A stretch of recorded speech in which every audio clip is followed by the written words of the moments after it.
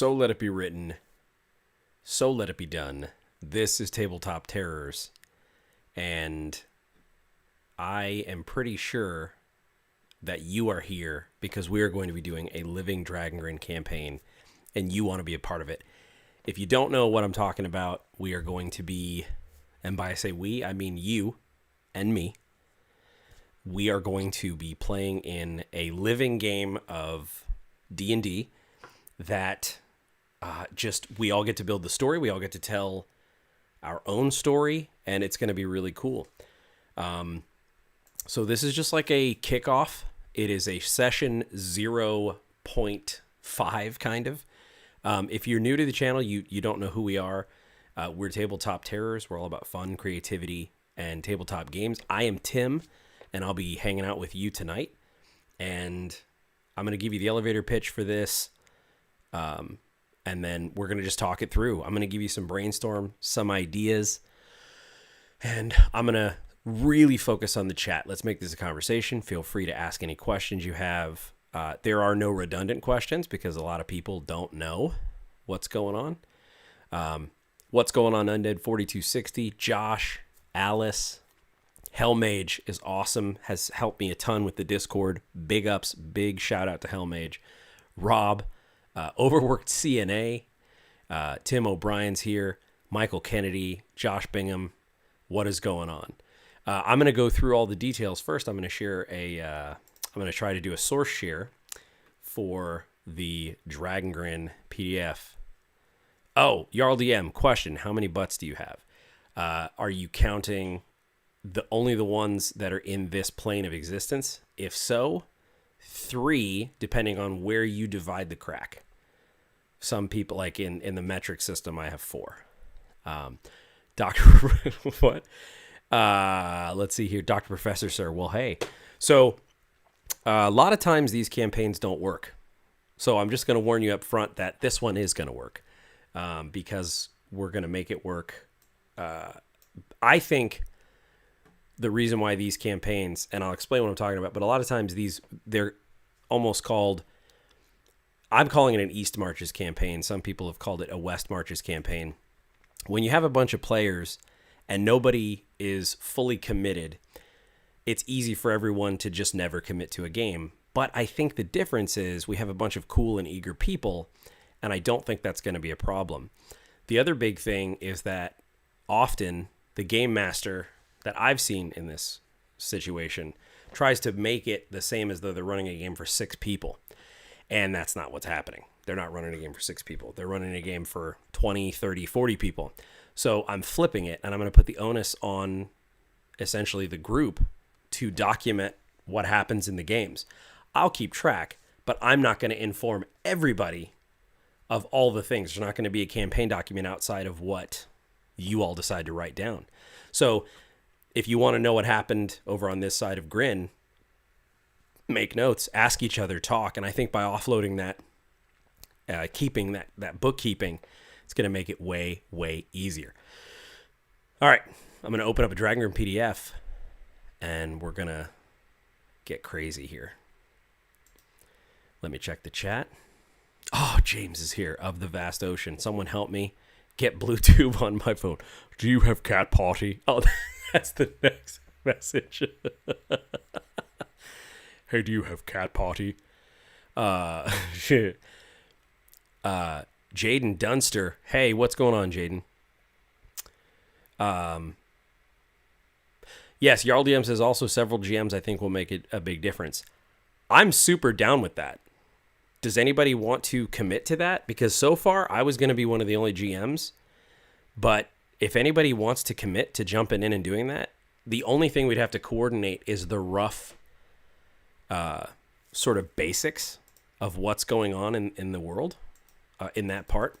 Let me do a better job of starting off with exactly what this campaign is. We're going to do a campaign that is, it's a living campaign. So what that means is that everyone's characters get to come into the world. They exist in the world. You live in the world. And the decisions that you make are going to inform what happens in the campaign.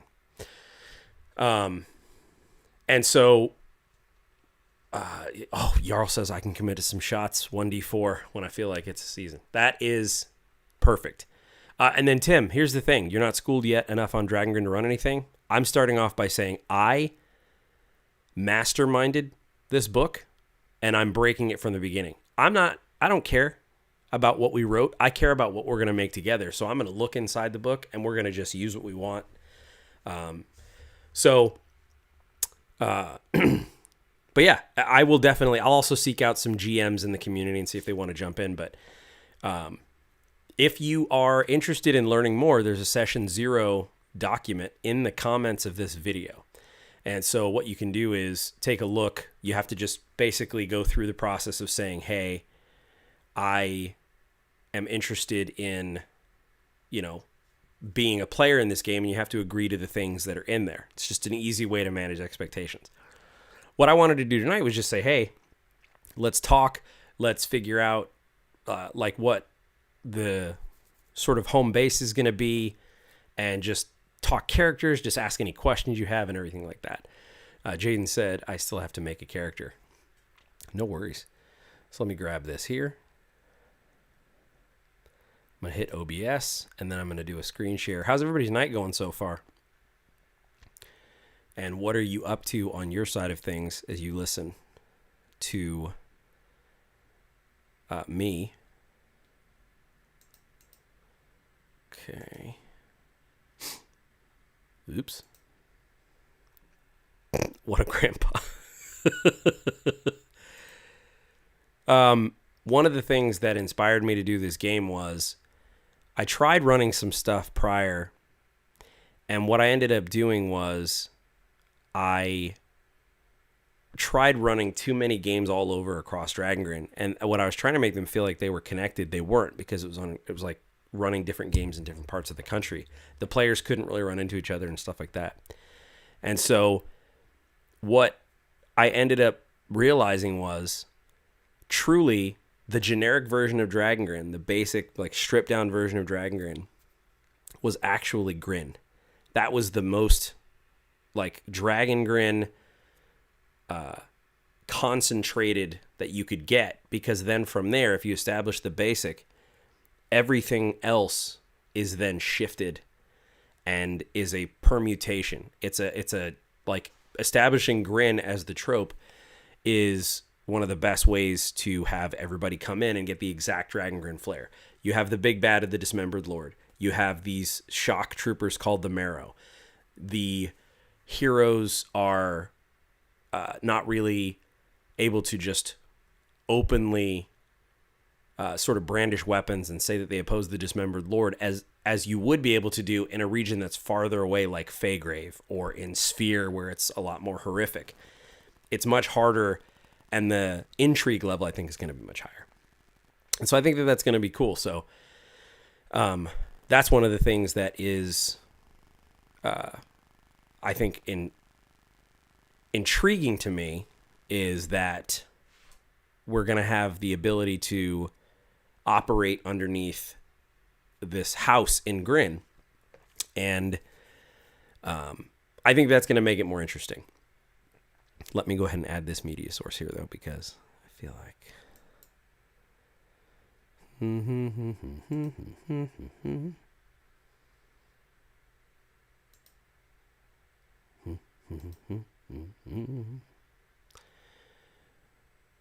All right.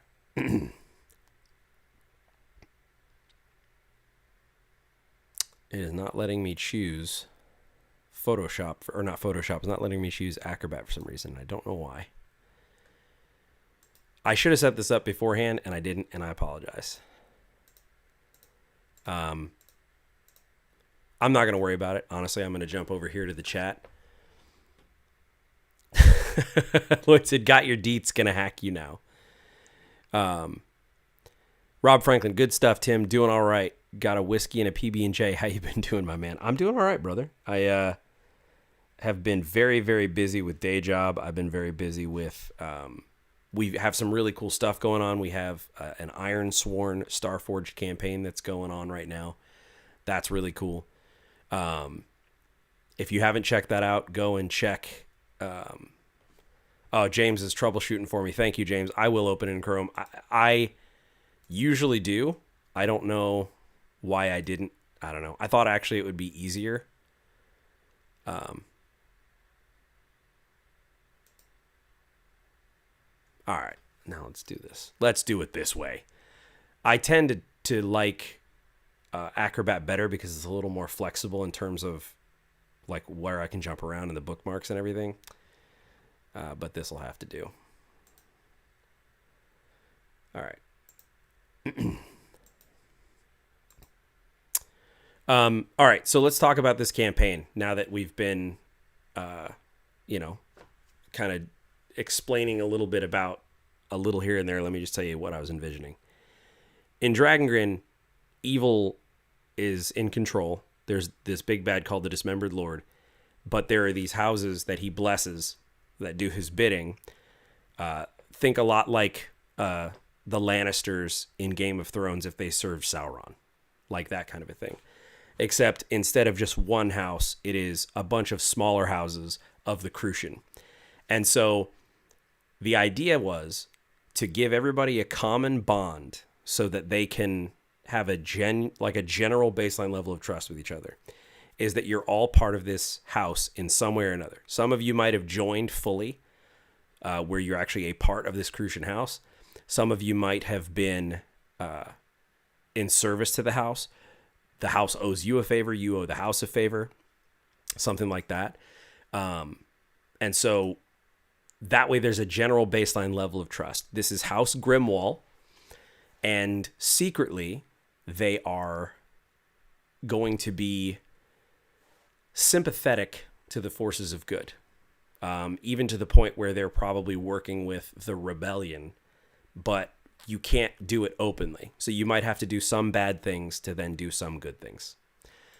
Because if you just go around and do all positive things, it would be very clear that you're actually not a Crucian house who is serving the Dismembered Lord. You've gone rogue. You would lose your title. You'd lose your status and all that. And so I think that would be interesting to kind of explore. I just think that would be neat. And so that is how we're going to start off, is that I want to have this home base. I've also always wanted to do like a home base, and that way it's going to be everyone has this guild hall is sort of like the place where everyone can be.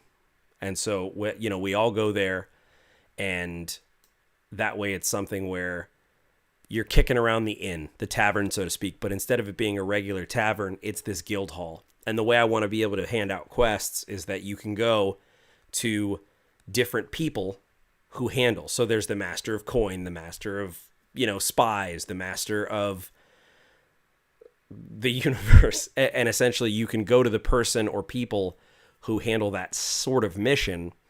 So if you go to the master of coin, it would be missing treasure, things like that. And I think that's interesting. So that's kind of where I was wanting to go with it, was making it so that, well, and I'll put it this way too. In that session 0 document that you fill out to join the campaign, which is in the description of this video, you have to tell me what kind of sessions you want to play. So I can then take what you want to do with Dragongrin and what's interesting to you and what's intriguing to you, and then I can match it against others who have similar tastes and then build missions like that. So the way I want to hand out quests isn't going to be like I create this whole plot that's happening. I'm going to just plunk crazy stuff on the map and then give you rumors about it. And then if it sounds interesting to you, and I'll be very open in the meta and say, yeah, this is going to be like an intriguey, like sort of spy thing.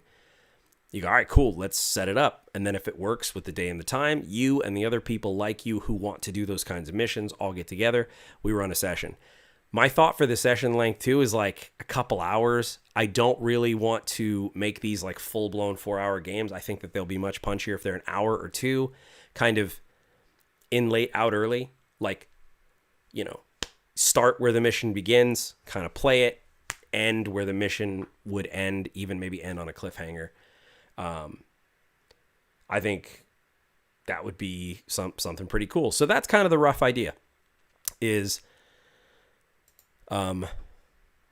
that whole setup. And so everyone gets to make a character. You can go into the Absolute Tabletop Discord. If you're already a member, the link won't work for you. So it'll say it's an invalid link. It's not an invalid link, but it will say that it is. And if you are in the Absolute Tabletop Discord, there are some channels in the Discord that you can find. So you can go to Ever-Growing Shadows of Grin, and underneath that, there are a bunch of different rooms. And these rooms are themed for different different functions. The room has a theme to it.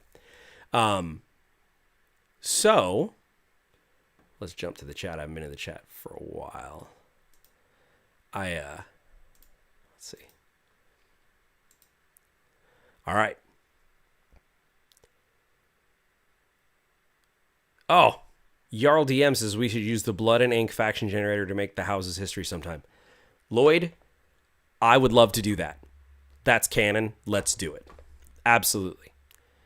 Let me go back up. Who is super psyched to get our print Dragon? Listen, the print Dragongrin books are so close. Oof. Mwah. Wait, is this for me? Hit Alt F4. That'll let you display it. Are you talking to me, Jarl? Adobe is the devil. That's why. Here, I'm going to do it. Watch. If Lloyd, if you're joking and that like ends the stream, it's going to end the stream. I'm putting all my faith in you right now. Oh God, what have I done?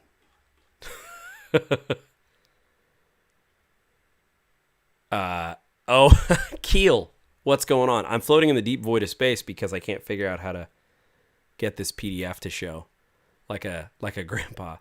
I had it lined up, and then I did that thing in OBS where I accidentally changed scenes, and then it didn't work well. So now I'm trying to do the capture of this source, and it isn't working. So if you know how to easily capture a PDF in some mystical way that I don't know, please let me know. Oh, there it is now. It's working now. Would you believe it? Would you believe it? Would you believe this grandpa figured it out? Figured it out. Figured it out. Would you believe it? Would you believe it? As you can tell, this is a very laid-back stream. Some might say I was unprepared. So I am going to now be able to jump to. So what do we want to talk about? Do we want to talk about the Crucians first and give you just a quick boilerplate rundown of that to give everybody an idea? Or do you want to talk about Grin first? Because that's both the people who are going to be involved with this mostly, and then the factions place where they live. So the Crucians are primarily, their main base of operations is Grin, though they're very prevalent in different parts of all of Dragongrin. You're going to find the concentration highest in Grin of Crucian. So let's check out. Let's see here.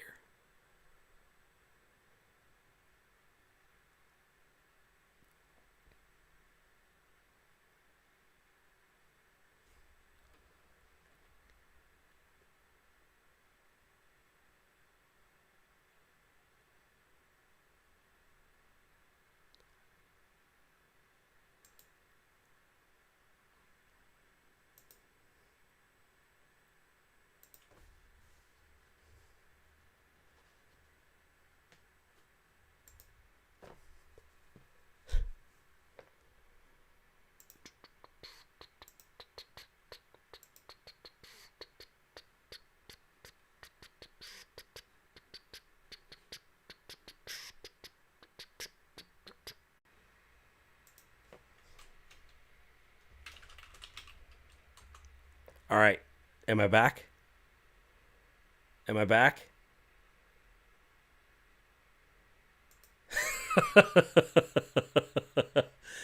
So,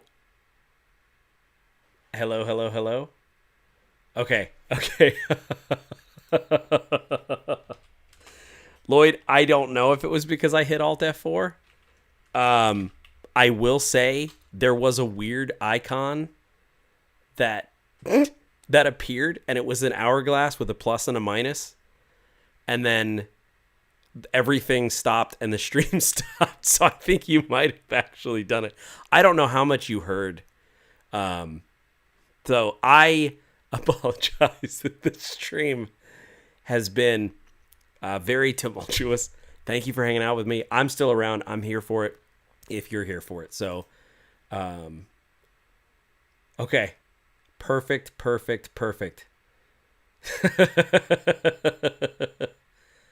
I did not know that. So yeah, I think what happened is I hit Alt F4 and it ended the stream light, or at least it stopped it or paused it. Oh God, well done. I should have known better.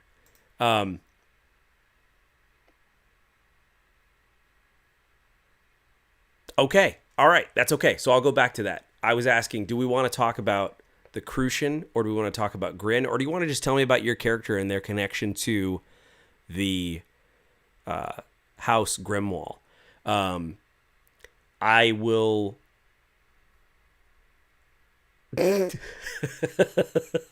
Lloyd said he's dabbing uncontrollably. Oh my God, I'm an official card carrying grandpa now after that. But I just wanted to say that I hold no ill will against you. I think it was in good fun, and I think it's hilarious. And so thanks to everybody for sticking around. So, Crucian. A couple people say Crucian. Oh, we got lots of Grin votes, so we'll go to that first. So, we'll do both. But the idea is that I wanted to find a place in Dragongrin that was going to be markedly the, like, choicest 7-course meal in terms of, like, experiencing the realm.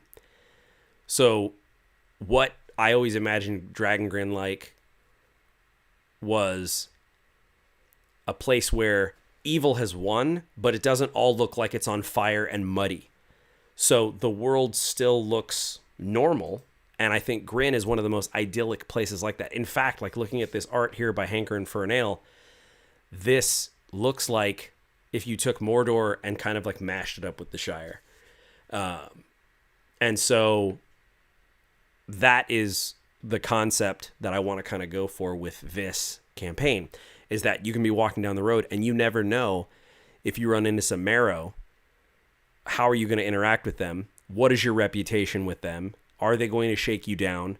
Are you going to run into a Crucian house that is competitive against yours anyway? Like those kinds of things. So Grin is this perfect, idyllic place that is so perfect that it's eerie. Like, there's a breakout box in here that talks about how there is no weather, so that feels strange. I'm pretty sure it's a breakout box. Where, here's the map. I also wanted to show this as well. I might have to zoom out a bit. The point is that with a place that is created by the big bad and stitched together, things are going to feel artificially beautiful. So there is no wind because this is a construct. This whole place is built as an ideal location for the big bad to stay alive without facing his death, using the stolen days and the stolen time of others. There was a breakout box up here, says no roads lead to Grin. If you come to this place and are able to actually get through some of these walls, it will just be a flat patch of dirt because Grin exists a little bit outside of time. So, like right here, it says Grin exists outside of time. Basically, you can get lost in the time moat if you try to exit or enter it without the experience to do it. And the only way to get into Grin is through intended gates. And the location of them like shift periodically. And if you try to get in another way, you can at best end up somewhere else, like around the outskirts, and at worst get lost in the wastes of time itself, or in a bleak storm or some kind of strange fate befalls you. But looking at this map here, the idea is I have to pick where our Crucian hideout, our fort, like our Crucian house is going to have their fortress, their base. Any ideas on that? Because I was kind of thinking it would be cool to maybe, I don't know if you can see, if I highlight, you can't. The font of Vista here, I was thinking it would be kind of neat to like take one of these little places, like over here above the Sovereign's Road, like, you know, just one of these little shacks, or like maybe here outside the Prismacar. I kind of wanted it to be in its own little region so that no matter where we want to go, we're sort of central, but also not like right butted up against a huge metropolis. Let's see here. I'm going to go back up. Okay.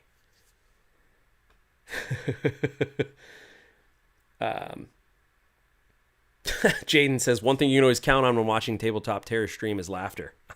I agree, sometimes on purpose. Beauty hides ill intent. I like that. Tim O'Brien says, I love the art in this book.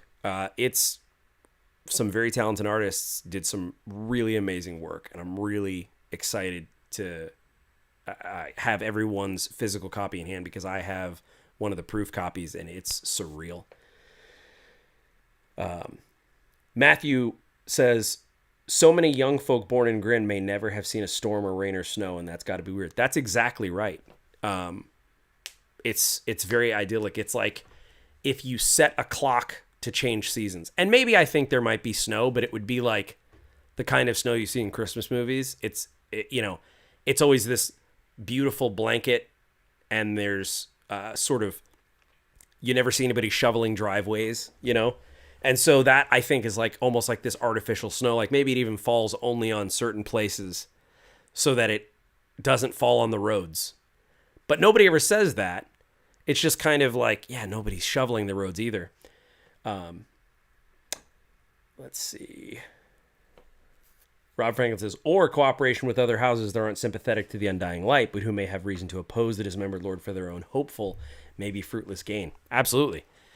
And yeah, that's the exact kind of stuff I want to play with. So the way that I'm going to throw this out there, just to give you an idea, is that I was going to come up with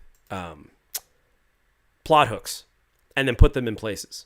So at the end of this book, there's this tool that is, it's made to be sort of a call to something in the Dismembered Lord's Spire of Knowing. He uses this thing called the Crucible to foresee different timelines and then predict what he should do to keep things where he wants them, like calibrated. So we made a crucible, is the idea. So in the book, there is a crucible, and it's a bunch of scenes. And then after the scenes, there's like a little adventure generator. And then there's like this whole themes and twists thing. So as an example, there's like a roll table here. One of them is, I'll just use the first one. It gives you an opening scene, a setup, and then some unknowns. These are the kinds of things that I would say, okay, this is going to happen during the session, because we've already talked. I know what you want to see in Dragongrin. I know the kind of stuff you're interested in. So that's one thing. The other thing is there is an adventure generator. And so you just roll up all kinds of different cross-referencing pieces. So like, actually, if anyone has some dice, if you give me some D20 rolls, I'll show you exactly what I'm talking about. So I need like 1, 2, 3, 4, 5, 6, 7. I need 7 D20 rolls, and I'll show you how easy this is. And this is all kind of described right here. Like, it tells you, hey, okay, the task is the main goal of the story. The complication is the thing that will keep the party from completing the task. The person who gives the quest is the patron, that kind of stuff. So that's all there. I will get to your rolls here in a second, but I want to catch up in the chat, and then I'll go down. So we have... Oh, Jaden says, quick question. How far is a dreg? That's a great question. A dreg is purposefully general, but also meant to be something specific. It's as far as you can travel in about a day. So a dreg is an easy way to not have to futz with miles and say, oh, okay, it's 3 dregs away. It's like if you go faster, you could get there in in more than it would normally take. So if you go faster, you can get there in less dregs. Like, hey, we really want to travel fast. So if you travel slower, it can take longer. So that's what a dreg is. Good question, though. Oh, on the coast. DJ says on the coast. I'm down with the coast. I'll go back to the map and we'll look at a place on the coast. Let's see here. Jarl says remote along one of the many rivers, I'd say. So maybe rivers near the coast. I think the Fauna Vista fits well enough. I think House Grimwal would want to keep a reliable connection to the working people of Grin. Ooh, and it's right near the Dustmouth. Alice says exactly, allowing the house to be central and make it easier to sort of play with the rebels. That's exactly right. Micah says, I'd say the Sovereign's Road would make the most sense.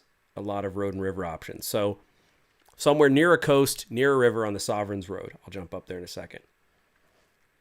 Crucian House sounds like inner districts of Hunger Games. Very much that vibe. Very much that. Exactly that. The island in the font looks very defensible.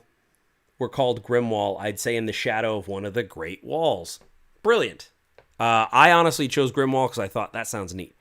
That is a cool way to tie it in. The Inspire the Intelligencer. That's next to the wall and has a river and a road. Maybe.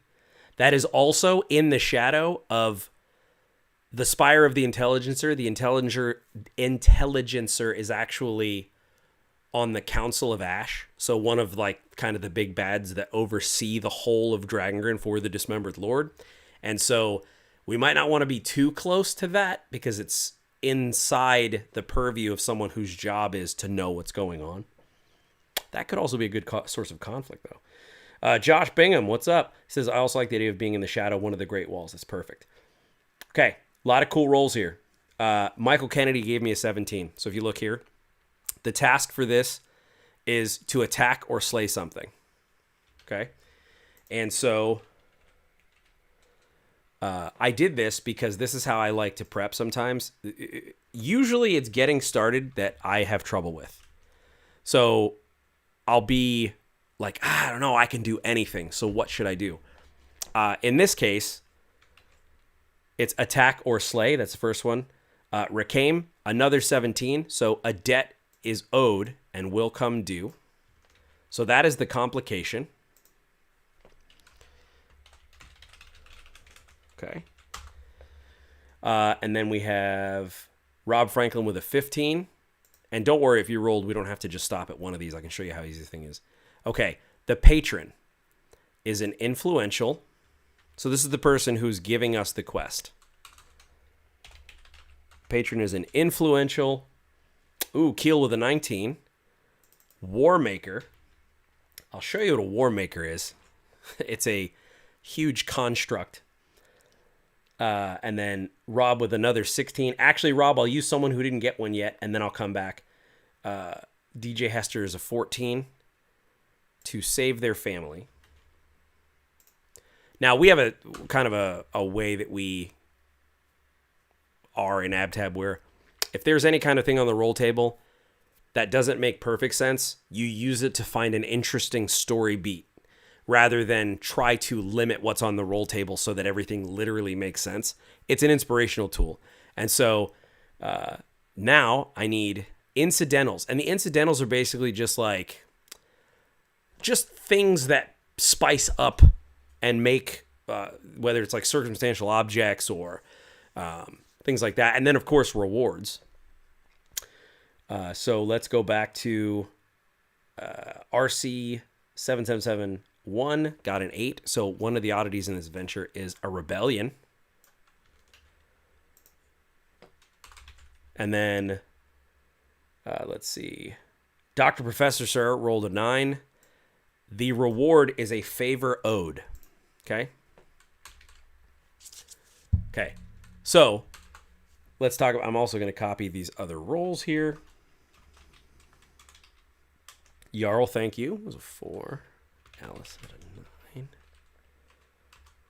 Hellmage. 2017-10. So let's talk this through. And it looks like you already have. That's exactly what I was thinking. Micah also rolled, so Josh has a 9, Micah an 18, and Sal a 3. Jarl, that's a really good point. He goes, I love how all these nerds just has dice next to them at the table at all times. It's so true. Thank you, Keel. He says, dregs are chef's kiss. Honestly, man, I tried to design this book and work with everyone working on this book to find a framing device for all the things that I have always had struggles with running games. And one of the things I've had struggle with is sometimes I'll overthink distance. And you want to know how long it takes to get somewhere, and it's easier to abstract it just a little, but not literally hand wave it away. And so that was the idea there, was to say, hey, it's a dreg. And then that way the DM can let people get there earlier or later narratively, and the players don't feel like it's just a pure like ham bone situation. So Jaden, would it depend on your constitution? That depends on the game master. That's the point. Like you can absolutely make it some sort of a mechanical thing or not. You could roll for it, that kind of stuff.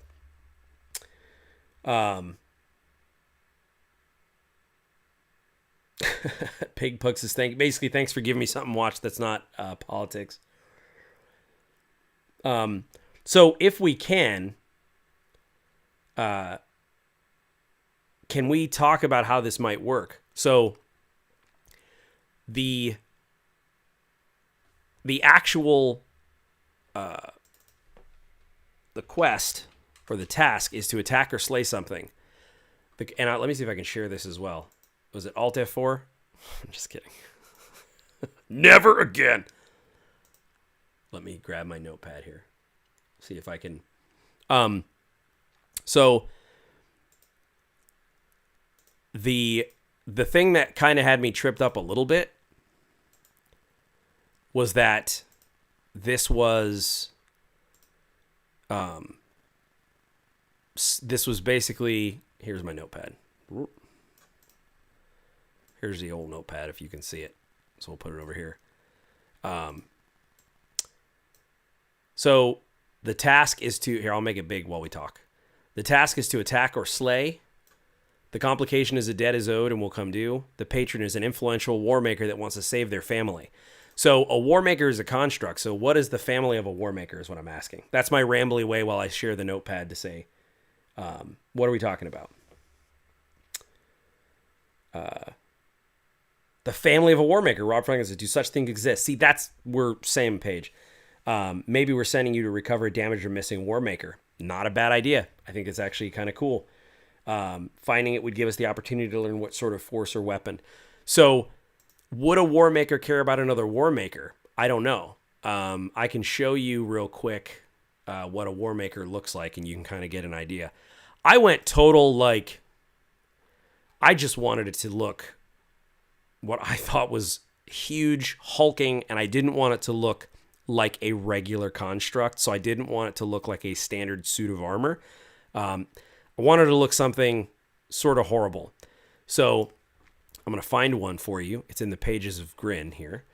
And this art is by Alexander Kostic. Here it is. And if you take a close look, what the War Maker is this huge construct that's malleable. So those aren't just like big blades all the time. That can retract back up. And if you take an extra close look in here, they're fueled by people. So that in the center there, hey buddy, I did it. I did the thing. I accidentally clicked. There it's a human inside the center here. And so that is a person hanging in there, being drained like a battery. And so that is that's a really dark twist, but maybe. So what happens too is the War Maker can steal their memories and things like that, or like read them like a hard drive sort of. What if their family, in this case, just the dark twisted Dragongrin, it's not literal family. It's that they had a very valuable person inside of them that had some information, and then that person died, but through them they learned about someone else or something else or a secret, something like that. So it's not the family of the War Maker, but it's the family of the person inside the War Maker. How do we feel about something like that? Oh, it's Alt F4. Yeah, to zoom in. Hang on real quick. Just kidding. Let's see. Oh, so there's some ideas about like other constructs being the family. Now, let me tell you the secret I'm going to pull. I'm not going to decide exactly. I'm going to throw a couple ideas together of what it could be, and this is a perfect example of the vibe of what I want this campaign to be. We're going to figure it out. I'm going to figure it out based on the people that decide they are going to be in the session, and then when they show up, what their interests are and what's happening. But here, we'll go back to the notepad. You see how fast it was to generate just the simple sort of bones of, so they're influential. They're a war maker. So I would even maybe make it that they were the war maker of another house, or maybe affiliated or working with the Dismembered Lord exactly. Don't mind me. I'm drinking some ginger's ale. I've got some ginger's ale. Some of ginger's ale. And then what do we think in terms of like the complication is that there's a rebellion going on? How does that fit? And then the reward is that this war maker will owe them a favor. And I would wait to see what that favor was till later. But let's talk about the rebellion. Who is involved? That's the complication. That's the players have to attack or kill something or someone. And then the complication is that there's a rebellion going on. So what are your ideas for that?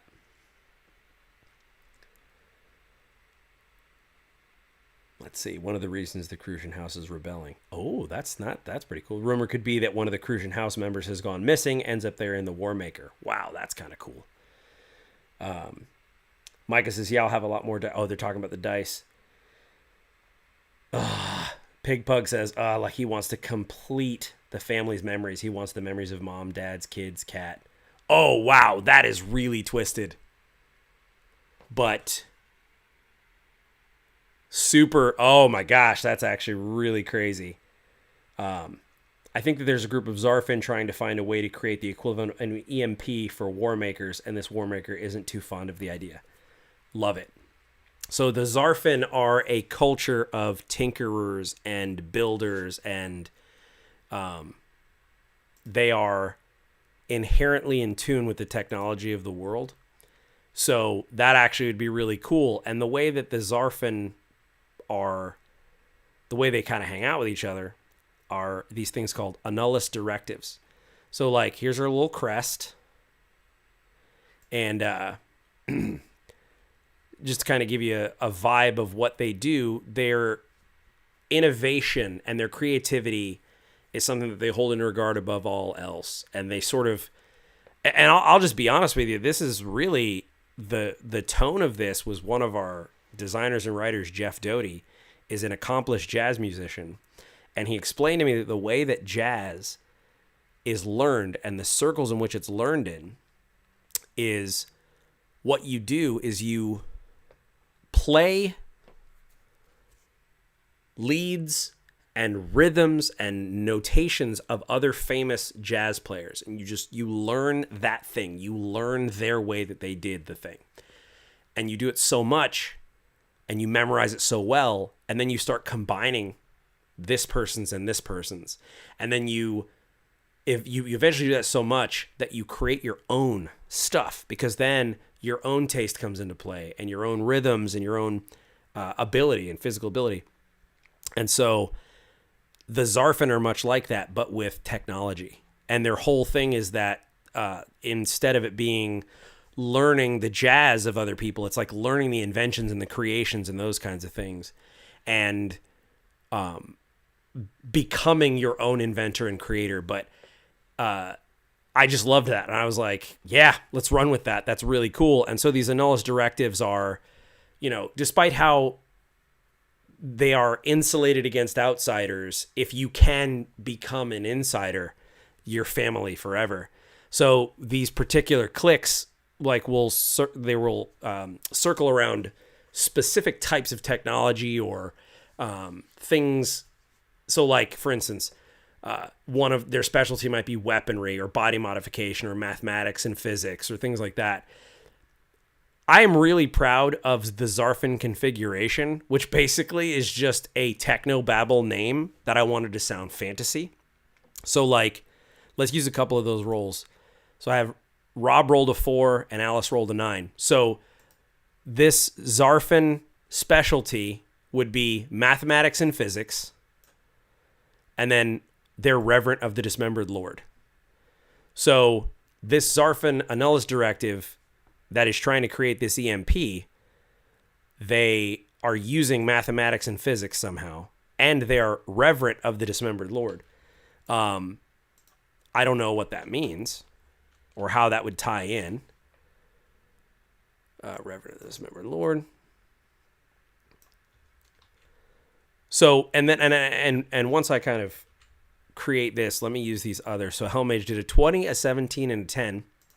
So that would be 20 would be a Zarfarion. 17 would be Recorder. So like the like the fantasy jibber jabber name is a Zarfarion Recorder. And that's like your title as a Zarfin. That's what you do. And then, so like there's other ones like a Hectrocyte Dimmer, an Ovalescent Sealer, a Telemist Nullifier. It's just, I wanted to be able to say, yes, I am Ladron Iazin, the Circlus Dissolver. And it's like, oh, okay, or the Squaric Deconstructor. And I'm owning it. It's jibber jabber. It means nothing, but I like it and it sounds cool to me. Particular Mac clicks. There's some really good stuff. What if? Oh no, it's actually another faction of Undying Light that we're being sent to slay. That is actually a really great. So okay, here it goes. Oh, Ginger's Ale. Nothing like it. So I don't know did I hide the notepad? I don't know. What are you doing, Grandpa? Yeah, I did. So the way that I imagine that happening is this War Maker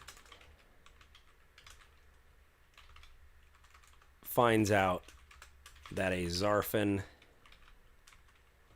Annulus directive has an Undying Light member in it who is, whoa, notepad for the win, who is secretly creating an EMP that will take out War Makers. Something like that. So anyway, that's how I would generate just some sort of like, okay, here's a thing that's happening. And then, and I'm going to be very open with this for now, I would then have, if you go to, said XYZ posting board in the Crucian house, and you're in your, in home base, it would be like, hey, yeah, there's a War Maker that's looking to, said they'll owe a favor to the group that goes and researches this. They just basically need this person attacked.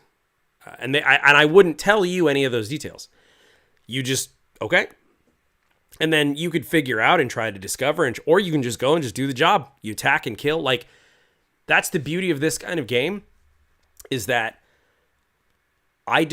it's not about an overall plot. So I don't have to be like, yeah, and then this happens and this happens. The way I would just feed that to you is then I would give you that news in a repercussion later. Like, oh, hey, did you hear that this is what was really going on there? And that kind of thing.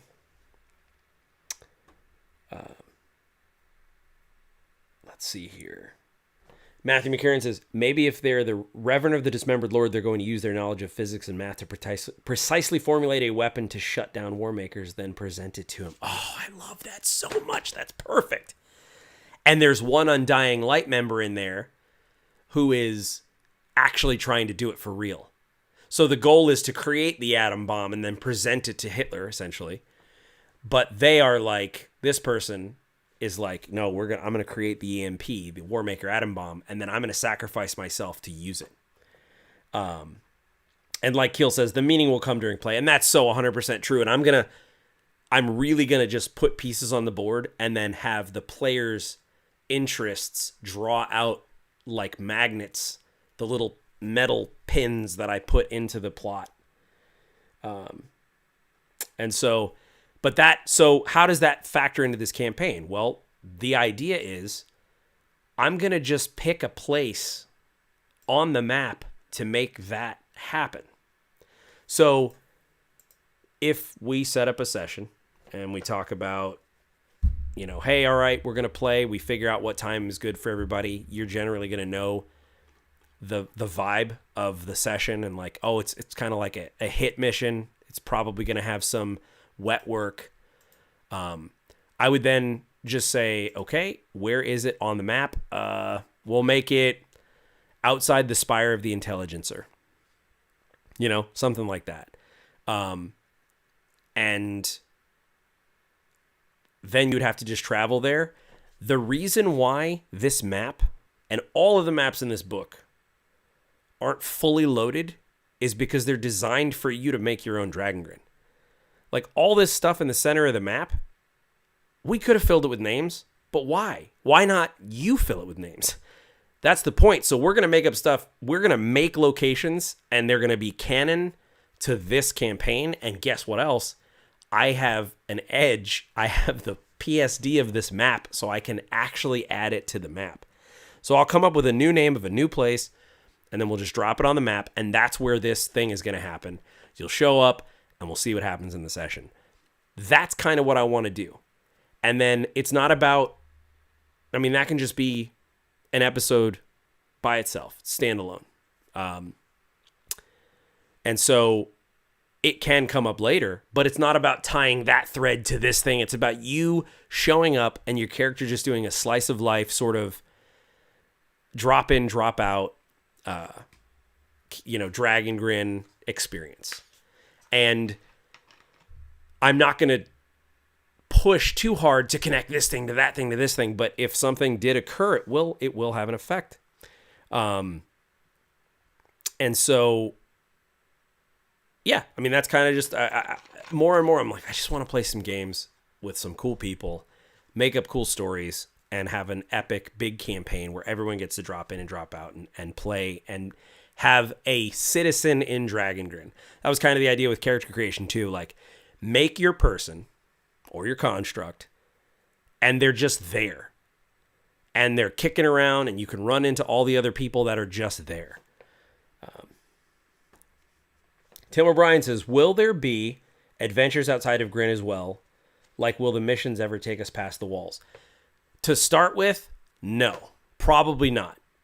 Maybe a little bit up here into the Red March, because that's technically part of like this map. I really want to explore the craziness of what can happen here in Grin with time weirdness and intrigue. And so like maybe, but not right away. Like, I don't want it to be, so like maybe you might take a boat and go to an island that's not on the map, or take a trip toward Varnholm and maybe meet up with some Holmir in the water.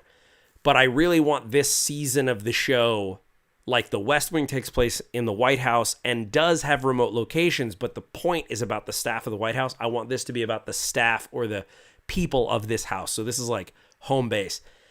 Eventually, I think it would be fun to do campaigns that go out other places.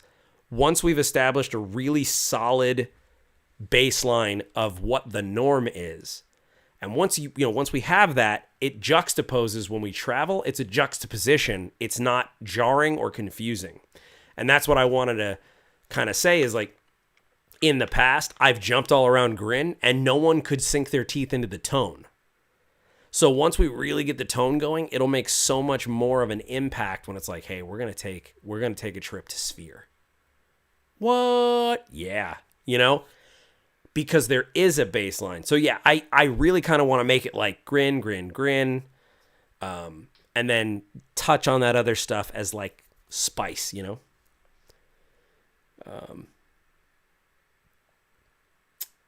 Let's see here. Tim O'Brien says, I'm playing it. Okay, back to the top. Jaden, one thing I was wondering about is if I could be a dragonborn spy or something with glamour from my dragon to conceal my identity or always wear a hood. So my baseline answer is yes. Like, that's the other thing, is I'm not going to be the lore police. So if you're like, hey, this is kind of what I want to do, it's like, okay, like, we can figure out a way to make it work. I want everybody to have fun and play the character they want to play. Much like comic books, you're going to have variants on a superhero's costume or that person's point that they're in or the way things look or the exact, and that's okay. The point of the thing is to tell different stories with similar pieces and explore variations of a theme and stuff like that. So yeah, there's a way we can make that happen.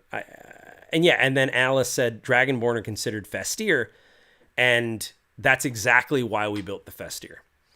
It's a catch-all for people who like, and honestly, Lloyd, if you're still sticking here around, you were a big inspiration for this, because I thought I want to have a dial for the people who want crazy beast creatures as characters, and then people who are like, no, I won't do it. I really don't want that in my game. I thought the Festier can just present as people with stark blue eyes that are like vibrant, you know? But Hellmage says, yeah, you can use either the Dragonborn stat block or the Festier stat block. Yeah, exactly. And I just, yeah, that's the goal, is that never to make anybody have to learn Dragongrin. And if you show up and you're a, Aasimar, whatever, we'll figure it out and we'll play it and make it cool. And everybody's just got to be on the level, though, that is what it is, Like, we just got to be cool and be flexible with each other. So if I'm like, hey, that's cool, but know that no one else in the world believes you're an angel, because they don't believe it. And most of them don't believe in the gods. They think that's hokum. As long as you're cool with me also putting my spin on it, you can still walk around and go, I'm an angel, because I think that that's a really cool concept that it just makes for interesting moments, and interesting, because, yeah, I just think that that's cooler than saying, no Aasimar.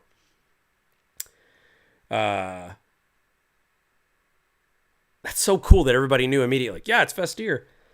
And then Keel, thank you. He says the Festier heritage is brilliant, so versatile. I really appreciate that. Aquibian says, Dragongrin RPG when? Oh, Dragongrin MMORPG when? Listen, I would not be forthright if I didn't say that when I was building this book with the team that we were working with, I was thinking of other mediums that it could eventually be licensed for when the time is right. I wanted it to be a fully turnkey world that was interesting enough that if someone was like, hey, we'd like to license this as an MMORPG, it's about coding the engine, not coming up with the story or figuring out the broad details of like, well, what's the world like? So I would be so into a Dragongrin anything. It's no secret that I would love to see an animated series on like Amazon or Netflix or something like that. So yeah, I'm in. So if anybody's listening, call my mom. No, I don't know what that means. Let's see here. Tim O'Brien says, I can dig it. Alice says, mine will wear a hood and scarf. Exactly. Some people are hide. I think I saw the art if that's the one I'm remembering. Hellmage says, Dragongrin, roleplay heavy, grid-based RPG would be just the perfect game for Moy. Bro, listen, I'm so into that. Do we have an idea of the size of Grin, X dregs by Y dregs? All right, I'm gonna really pull back the curtain and tell you yes and no. Ready? When we were making the maps, well, we made this book all at once, and so the maps aren't to scale with each other, and so up here, each of the maps has distance and dregs. And so it's basically saying that, like, you know, this big would take 10 days. If we had the time and if we had the bandwidth, I tried to make them as, you know, it was one of the things we did, and we spent some time on it. But when you have almost literally like 50 or 60 other things to do, you got to just ballpark it. I don't think it would truly take 20 days, but then maybe it would. So that's the other thing. I might scale down the dregs of how long it would take. So how big is Grin? I don't know. What do you think? As big as Ireland? I'm not in Ireland, but I know several. Let's see here. But yeah, so Michael, I don't know. That's a good question. We should decide. And let me also say this. This is so pivotal. This is maybe one of the most important points that I think should be made on this stream. I want it to change from person to person in terms of game master. If your Dragongrin has a grin that is 40 dregs across by, 80 dregs high, then go for it.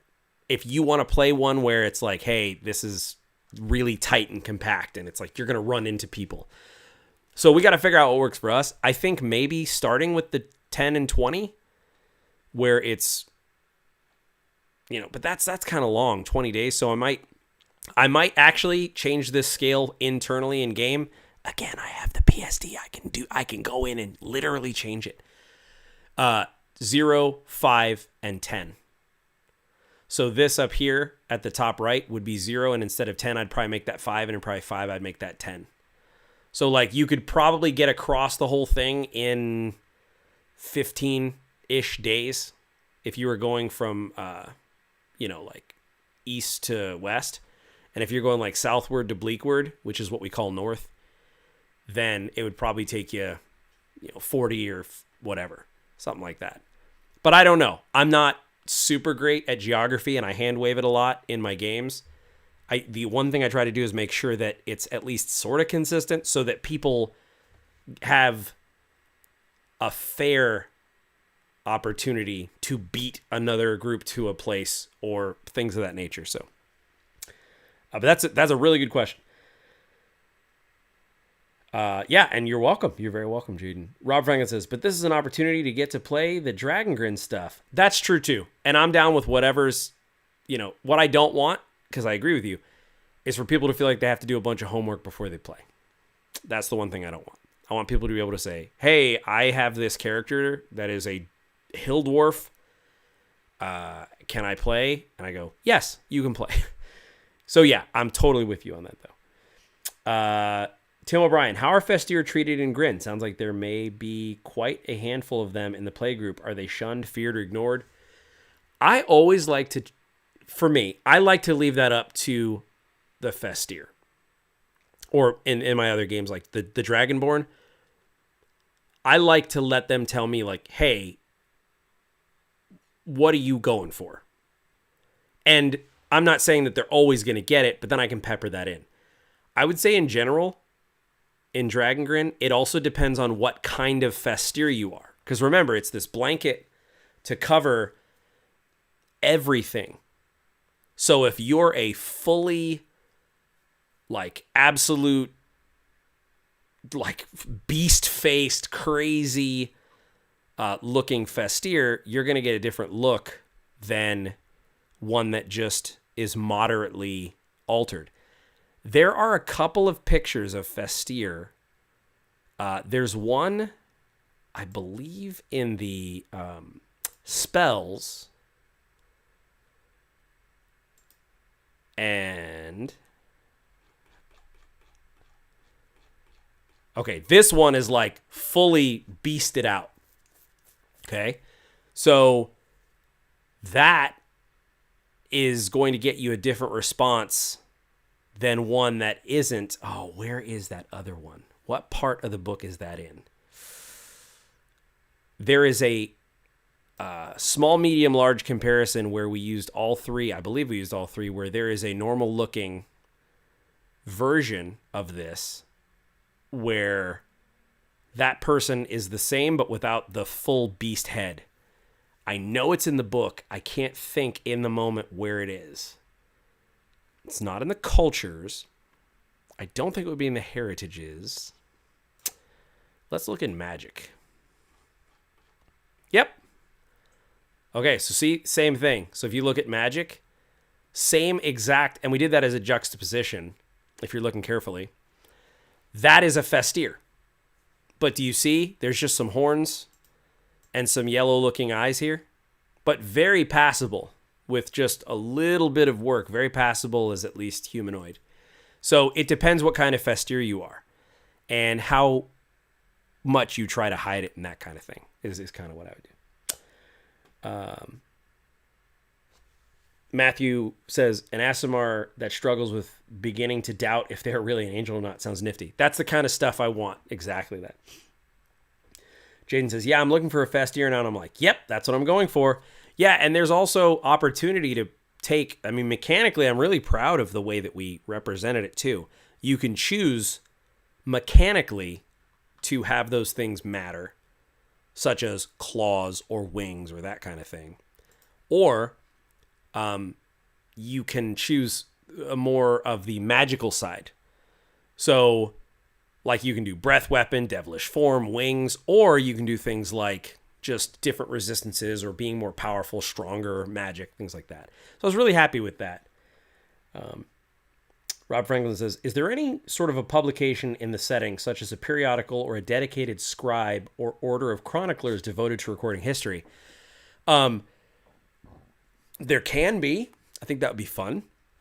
I would imagine that the Crucian houses would absolutely have chroniclers that are paid, or one of the Crucians who are basically writing history from their perspective. You know, like what their version of it is. Imagine the Crucian houses as being like dozens and dozens of slightly varying political parties, you know? There's going to be some spin. There's the Order of Quill and Stone in Sphere Below, who are all about that sort of chronicling. And then there are some of the Zarfin are made to sort of, there was a specific sect of Zarfin that just scribe out and work for the Dismembered Lord. But that's kind of the point, is like to come up with that for this campaign, like who would be writing down history.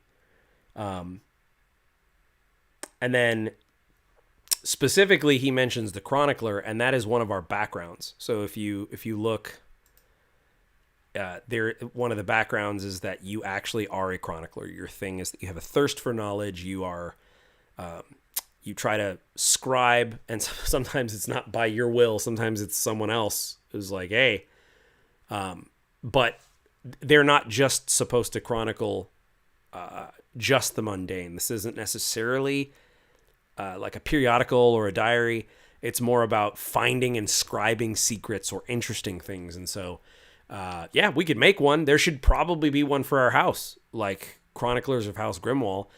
In the Discord, we actually have a channel for that inside of Evergrowing Shadows, and it's called the Chroniclers Hall. So, yeah. Anyway, I think let's make one is probably my answer.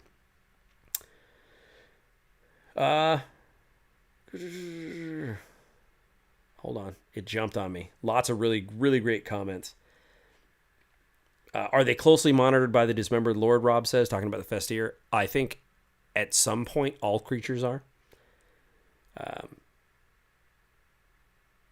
Yep.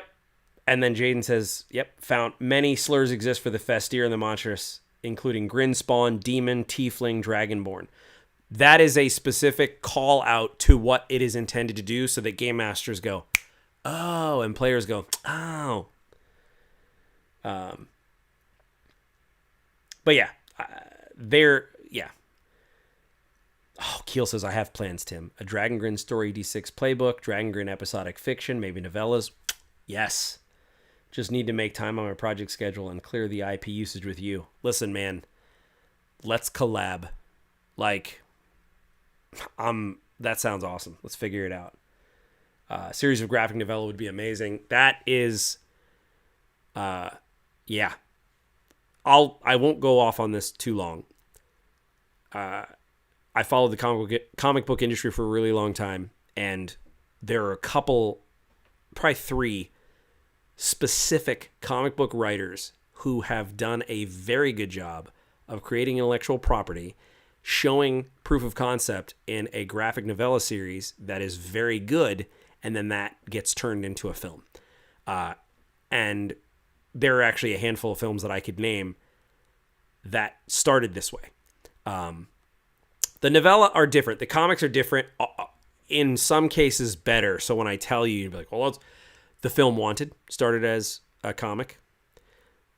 Kick-Ass started as a comic. There are a few others, too, where there's a new Netflix series in the works that was... It was a comic first. So that would actually be the easiest way. I don't have a production budget. I don't have an animation department, but I do have the ability to potentially kickstart and have some artists, some sequential artists specifically, do that. And even Cassie, James's fiance, is working with me just like on just coming up with a cool Dragongrin sequential comic, just because we want to do it. It's fun, and she's my sister-in-law, and she draws really well. Hellmage says it's like at least half a dreg. That's funny. The world gets smaller the moment you buy a horse. That's right. 1.3 kilo Ireland. Oh, that's fantastic. Let's see here. Do I have to belong to a specific culture as well? So you don't have to narratively if you use 5th edition regular mechanics. What the heritage and the culture is we replaced race and subrace. So instead of people being a hill dwarf, with their race being dwarf, their subrace being hill dwarf, we thought it was more interesting if the heritage was an elf and then your culture was Crucian or Drogus. So think of like how the cultures are in Star Wars, how you kind of know what the Mandalorians are like.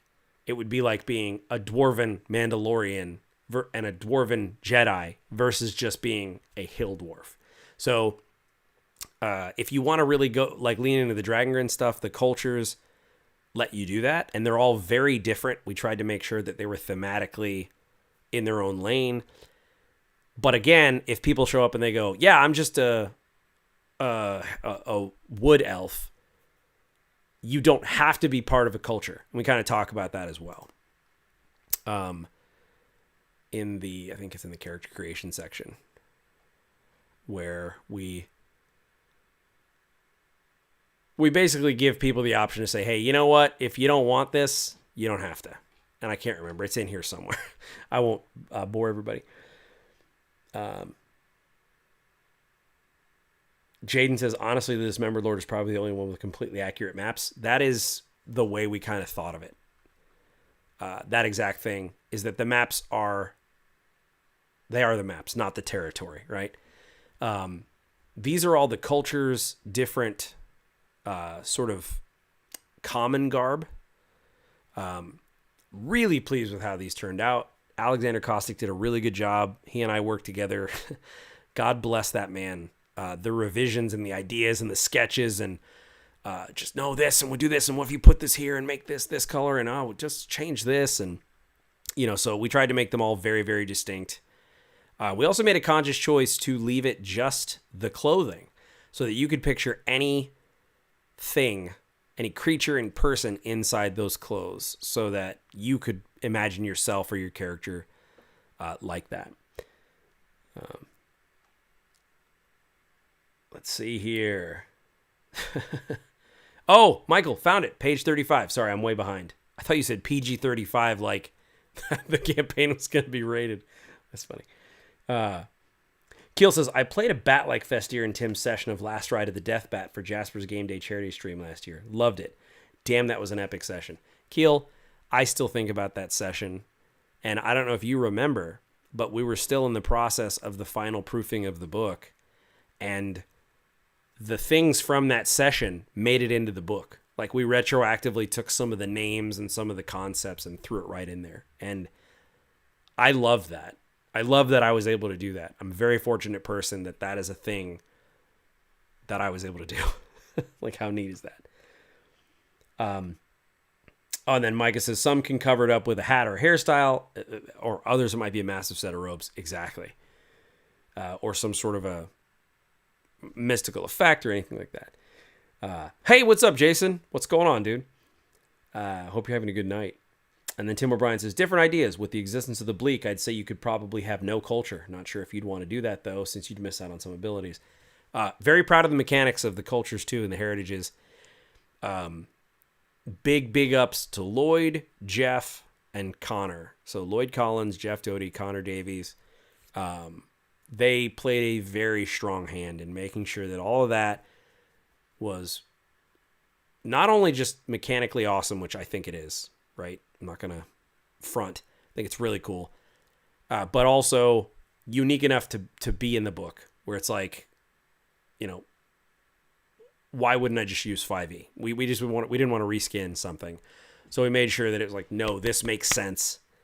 And then the other final pass we did on all of the character stuff that had mechanics based on it was, you go through and you do that pass of like, is there an obvious better than everything choice? And is there an obvious worse than everything choice? And if so, either make everything as good as the better than everything choice, or dial back the better than everything choice a little bit and tune everything else up so that it's really tough. It's sadistic in the most loving way. I want to make it so tough to pick the kind of heritage and culture you want to play. And then even that, within that, I don't think I mentioned this, but like, you get a choice of mechanics.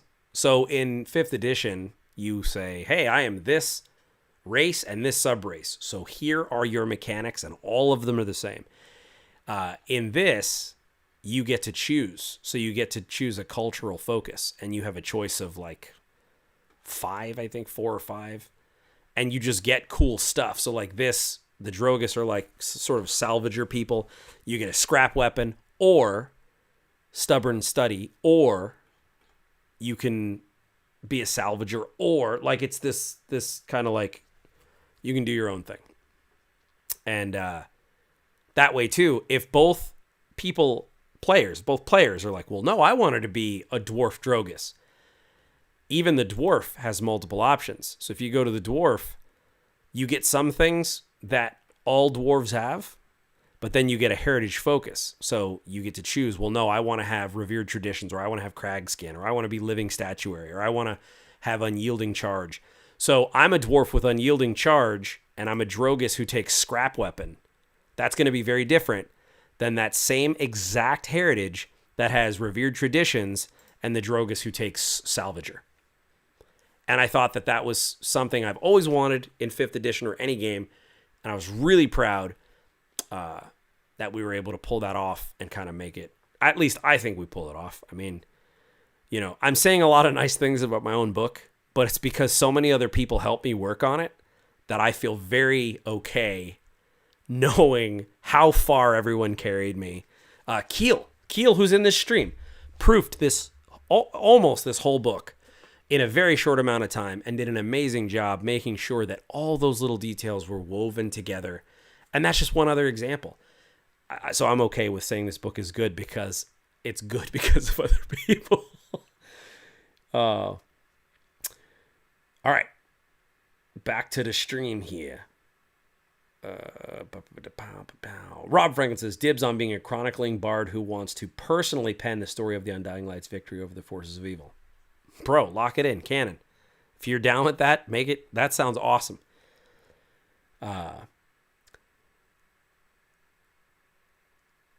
Oh my gosh, I opened up the book in Google Drives and can edit it? Can you message me personally about what you're talking about? I'm really nervous. Are you looking at the old Google documents in there? Please let me know what you're talking about. Now I'm very nervous. Alice said, would love to offer any help for that. Keel. Oh, there you go. You have a taker. And then you have Hellmage says, so not at all to seem pushy, but when should we get some games going? So my thought was after this, my thought was in May. Was really when I wanted to do it. So what I wanted to do is meet here, kind of rally everybody, and then schedule a game for next week. See who's free when, and just get things rolling.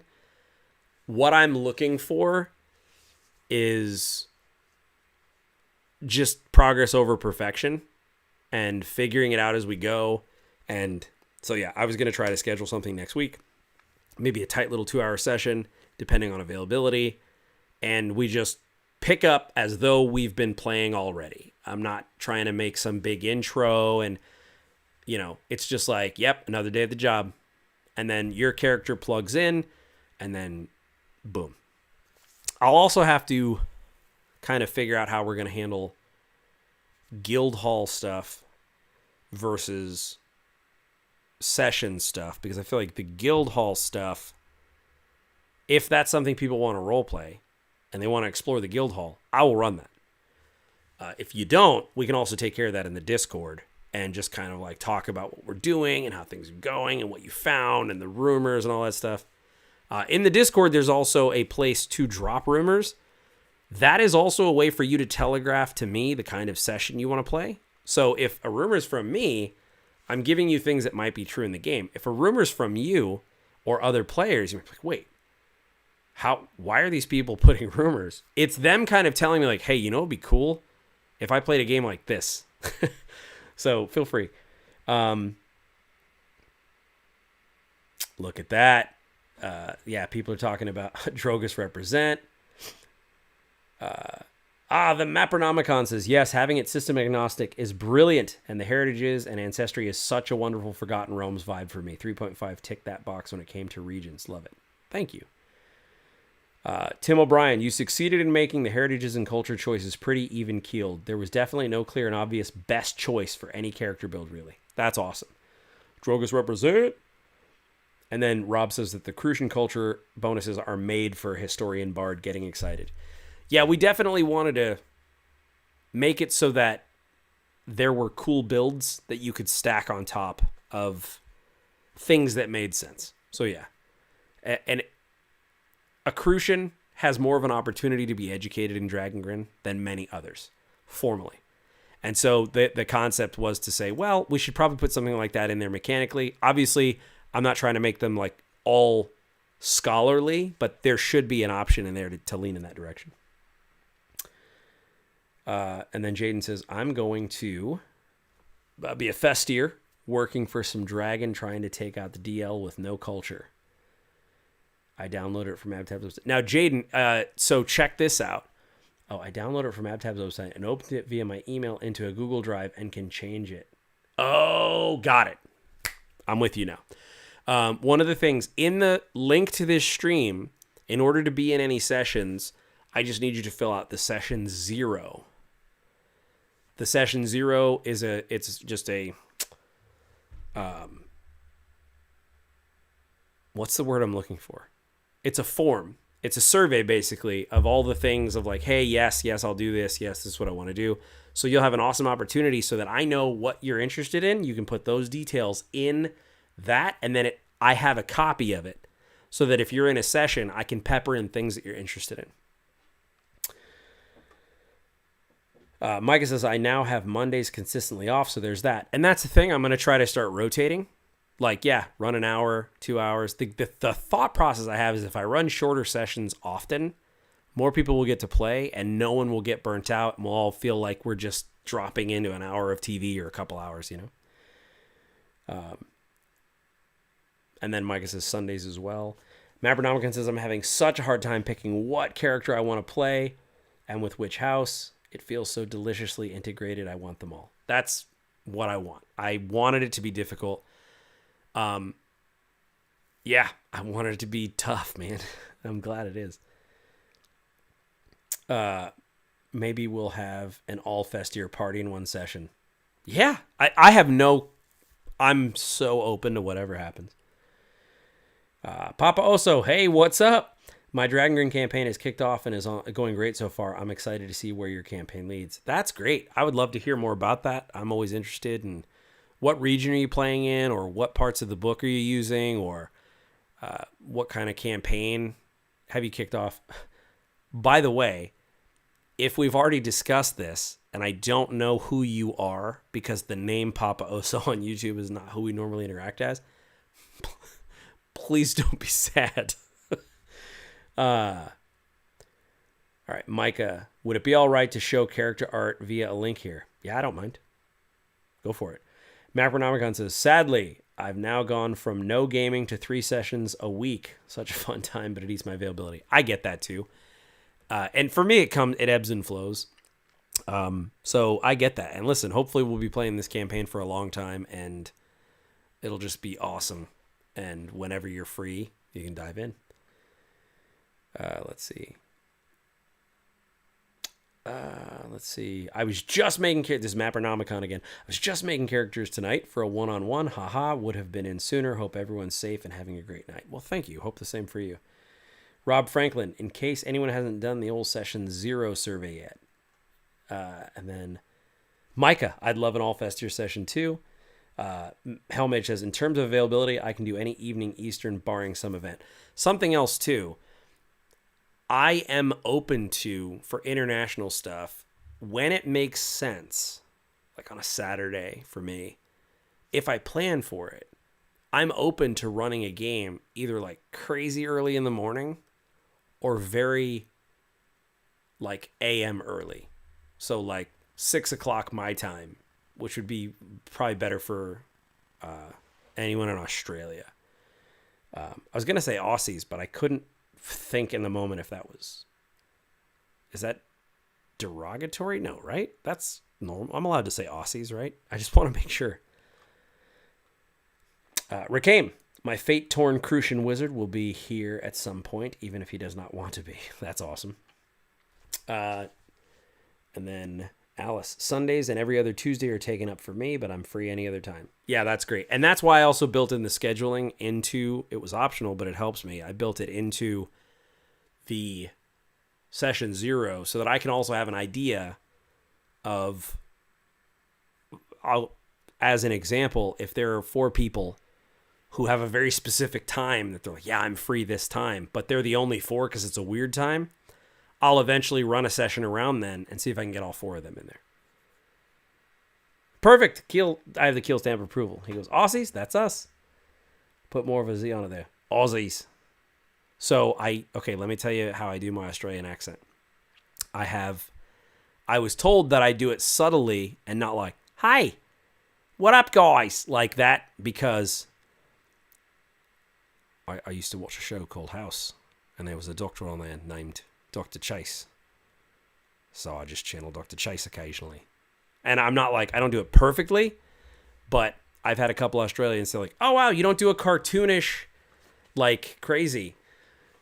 So if I watch a couple episodes of House with Dr. Chase on it, it helps me remember just a little bit how to slide in and out of it, make it a little more subtle, not quite as, that kind of thing.